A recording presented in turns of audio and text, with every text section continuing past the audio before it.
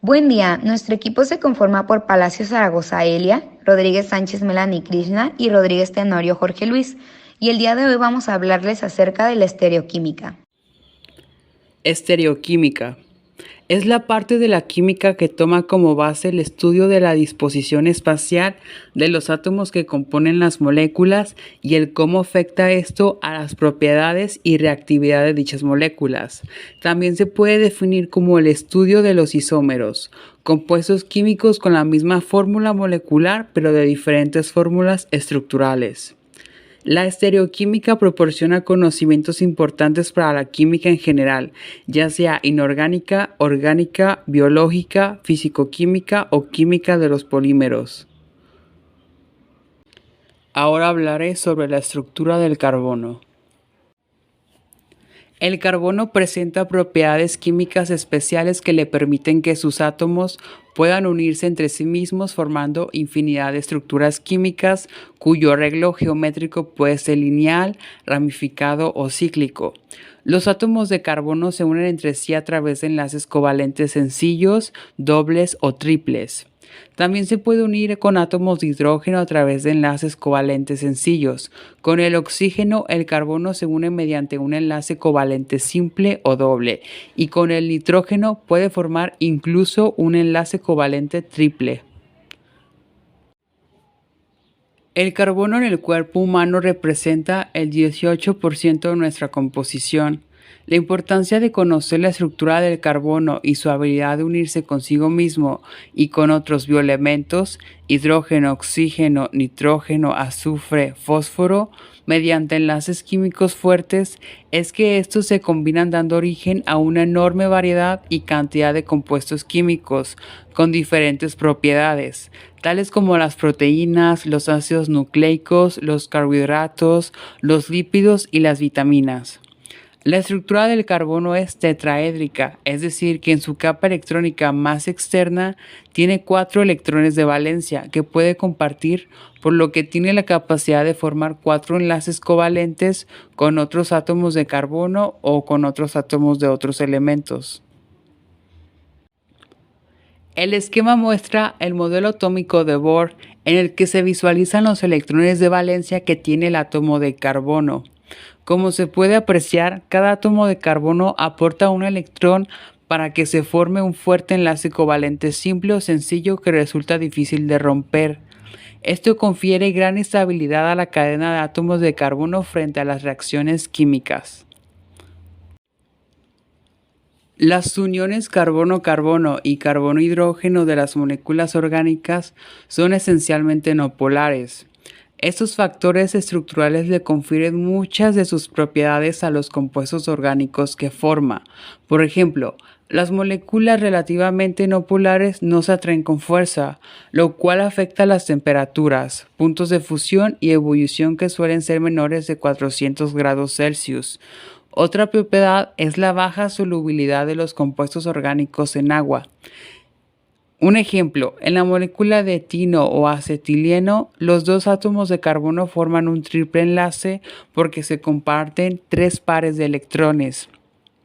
Un hecho importante que debe observarse es que la fuerza de atracción de los átomos sobre los electrones que forman el doble o triple enlace es menor que la que ejercen sobre los electrones que forman el enlace simple. A esta propiedad se le atribuye que los compuestos que contienen dobles o triples enlaces sean más reactivos, es decir, que son más débiles con los que tienen enlaces simples. Ahora hablaré sobre la actividad óptica. Descubierta a mediados del siglo XIX, la actividad óptica se utilizó por primera vez para identificar cristales de ácido tartárico en el vino francés. Se estudia en los tiempos modernos con respecto a la mecánica cuántica, así como a los campos eléctricos y magnéticos. La actividad óptica se produce tanto en moléculas orgánicas como en inorgánicas. Polarización de la luz. Antes de saber qué significa la actividad óptica, es importante saber qué es la polarización, siendo un fenómeno que puede producirse en las ondas electromagnéticas como la luz, por el cual el campo eléctrico oscila solo en un plano determinado, denominado plano de polarización. Este plano puede definirse por dos vectores, uno de ellos paralelo a la dirección de propagación de la onda y otro perpendicular a esa misma dirección, el cual indica la dirección del campo eléctrico. En una onda electromagnética no polarizada, al igual que en cualquier otro tipo de onda transversal sin polarizar, el campo eléctrico oscila en todas las direcciones normales a la dirección de propagación de la onda. Las ondas longitudinales, como las ondas sonoras, no pueden ser polarizadas porque su oscilación se produce en la misma dirección que su propagación. Actividad óptica. La actividad óptica se refiere a cómo una sustancia quiral puede rotar la polarización de la luz y hacerla más tenue. Un polarímetro es un instrumento que se usa a menudo para medir esta actividad, usando una muestra del material para probar su actividad óptica de primera mano. La estructura molecular de una sustancia determina típicamente la relación entre quiralidad y actividad óptica. Dependiendo del material, el plano de la luz polarizada puede dirigirse en sentido horario o antihorario. Dos moléculas idénticas que afectan a la luz en direcciones opuestas se denominan enantiómeros. Una cantidad igual de cada uno generalmente cancela el efecto. Sin embargo, si una sustancia quiral domina la otra, sus propiedades rotarán las ondas de luz en la dirección respectiva. Polarímetro. Un polarímetro ayuda a medir la actividad óptica. El filtro frontal polariza la luz entrante que pasa a través de un tubo lleno con la muestra que se está midiendo. Por lo general, hay un analizador al final del tubo y más allá es donde el ojo humano puede observar el efecto. Si se gira la luz polarizada plana, generalmente es más tenue, mientras que el efecto se puede contrarrestar girando la lente de análisis. El nivel de actividad óptica se puede determinar utilizando una fórmula del número de grados que gira esta lente. Ahora estudiaremos acerca de la estereoisomería, que es una rama de la química que se encarga de estudiar las distintas posiciones de los átomos dentro de una molécula. Comenzaremos por definir el concepto de isómero, el cual es una sustancia que tiene en comparación con otra el mismo número de átomos de cada tipo. Por ejemplo, el C4H10 y C4H10 tienen el mismo número de átomos, pero pueden llegar a tener estructuras diferentes y cada una de las estructuras sería un isómero de la otra. Existen distintos tipos de isomería y uno de ellos es la estereoisomería o lo que corresponde a los estereoisómeros. En este tipo de isomería, la única diferencia entre dos sustancias es la diferente posición espacial de sus átomos. Es decir, en lo que respecta a conectividad, o sea, cómo están unidos sus átomos entre sí, eso no cambia, sino que todos sus átomos están unidos a los mismos átomos. Los ejemplos más comunes están en los azúcares, por ejemplo, la molécula de glucosa y de galactosa que se muestran en la imagen, que tienen los mismos átomos. Como podemos ver, tiene varios grupos de alcoholes, un aldehído. Sin embargo, algunos de sus alcoholes apuntan a diferentes direcciones, están en diferente espacio, posición espacial.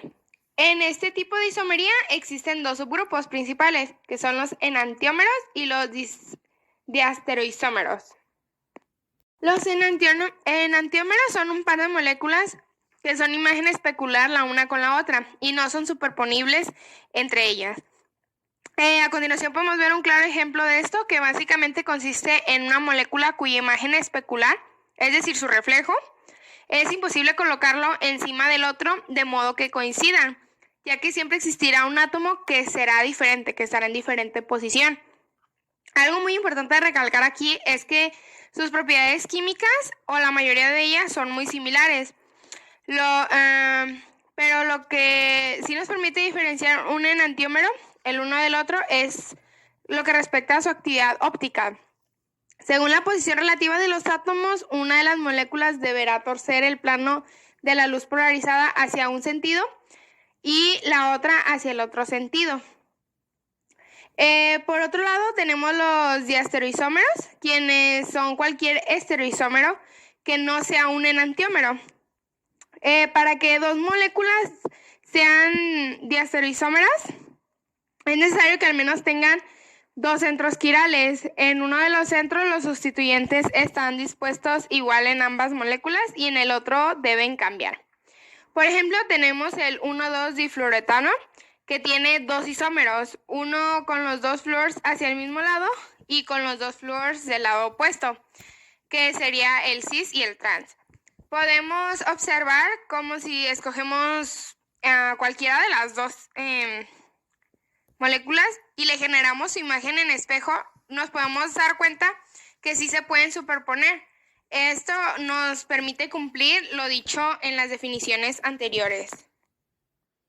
Los centros quirales. En la diapositiva anterior hablábamos de cómo los diastereoisómeros necesitan tener al menos dos centros quirales. ¿Pero qué son estos centros quirales? También son llamados centros asimétricos, átomo quiral o átomo asimétrico. Es un átomo tetraédrico que posee 4 grupos diferentes enlazados al mismo y que por lo tanto puede hacer que el compuesto sea quiral, convertirlo en quiral. Es habitual identificar los centros quirales añadiendo un asterisco al lado de dicho átomo o solamente colocando en qué dirección va, ya sea en R o en S, que lo veremos más adelante. Otros átomos, además del carbono, existen otros átomos que también pueden ser centros quirales en compuestos orgánicos, como son el silicio, el nitrógeno y el fósforo. En este ejemplo tenemos al butanol, el cual tiene 4 carbonos con un grupo alcohol. Al dibujarlo podemos observar que el primer carbono de izquierda a derecha está conformado por 3 hidrógenos, quienes, viéndolos desde como grupos, serían 3 grupos idénticos, 3 grupos cada uno de hidrógeno. Y automáticamente ese carbono no puede ser un carbono quiral. Ahora, el siguiente carbono vemos que está unido a un grupo hidroxilo, un hidrógeno, y a la derecha con un grupo etilo y a la izquierda está unido a un grupo metilo, lo que cumple la definición de centro quiral, que necesita 4 diferentes grupos. Entonces ese se marca con un asterisco. Ahora, el tercer carbono vemos de igual forma que está unido a 2 hidrógenos, es decir, 2 grupos iguales, lo que automáticamente lo descarta para hacer otro carbono quiral. Finalmente, el último carbono está unido de igual manera que el primero a 3 hidrógenos, o sea, 3 grupos iguales, lo que también lo lleva a no poder ser un carbono quiral. Entonces, en esta molécula solamente tenemos un carbono quiral, que es el que está unido al grupo hidroxilo, al alcohol. Es momento de hablar acerca de la configuración RS. Existen reglas para la nomenclatura de los estereoisómeros llamadas las reglas ZIP por sus siglas en inglés. Este sistema es un grupo de reglas que nos permite definir de forma inequívoca la configuración estereoquímica de cualquier estereocentro, utilizando ya sea la denominación R, que viene de la palabra rectus en latín, que significa diestro, o S, de la palabra en latín sinister, que significa zurdo. Bueno, estas reglas, como número 1, nos dice que si los 4 átomos directamente unidos al centro quiral son diferentes, la prioridad depende del número atómico. Número 2, si la regla anterior no decide, se establece la comparación para los siguientes átomos de grupos cada vez más alejados del centro quiral y así sucesivamente. Número 3, si aparecen enlaces dobles o triples, los átomos implicados se consideran respectivamente duplicados o triplicados. En la regla número 4 se visualiza la molécula orientada de manera que el ligando o grupo de menor prioridad quede hacia atrás y se observa el ordenamiento de los grupos restantes. Si el orden de prioridad de mayor a menor va en el sentido de las agujas del reloj, se le asigna la denominación R. Pero si el orden de prioridad va de mayor a menor en sentido opuesto a las agujas del reloj, se le asigna la denominación S. Número 5. Cuando tenemos un centro quiral unido a dos alquenos iguales, el cis tiene preferencia sobre el trans. Y por último, como número 6, si un carbono asimétrico está unido a dos carbonos asimétricos iguales, el de la configuración R tiene preferencia sobre la configuración S. En la imagen podemos observar un ejemplo de la aplicación de la regla ZIP. Se presenta que este 2,3 dimetil bromobutano tiene una configuración R. Sin embargo, al poner su estructura representada como en un espejo, su configuración ya no es R, sino S. Bueno, pues ahora sigamos hablando acerca de los diastereoisómeros. Estos son moléculas que se diferencian por la disposición espacial de los grupos, pero que no son imágenes especulares. Un tipo de diastereoisómeros son los isómeros geométricos, que son los alquenos cis y trans. Para que dos moléculas sean diastereoisómeros, es necesario que al menos tengan dos centros quirales. En uno de los centros los sustituyentes están dispuestos igual en ambas moléculas y en el otro deben de cambiar.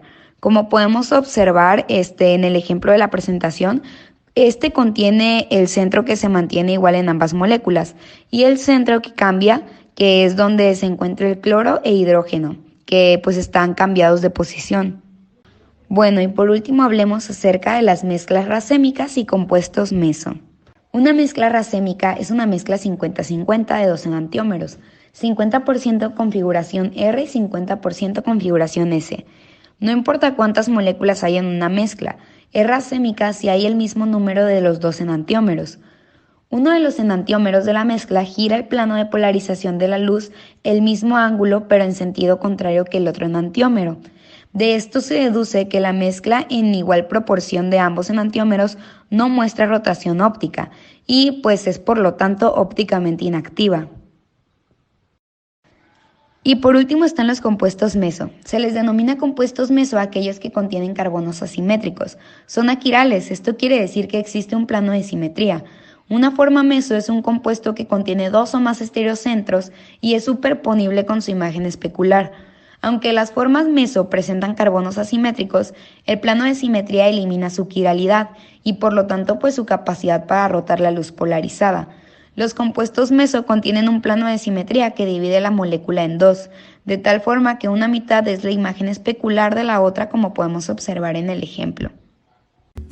Esto sería todo de nuestra parte y a continuación les dejamos las referencias que utilizamos para la elaboración de esta presentación.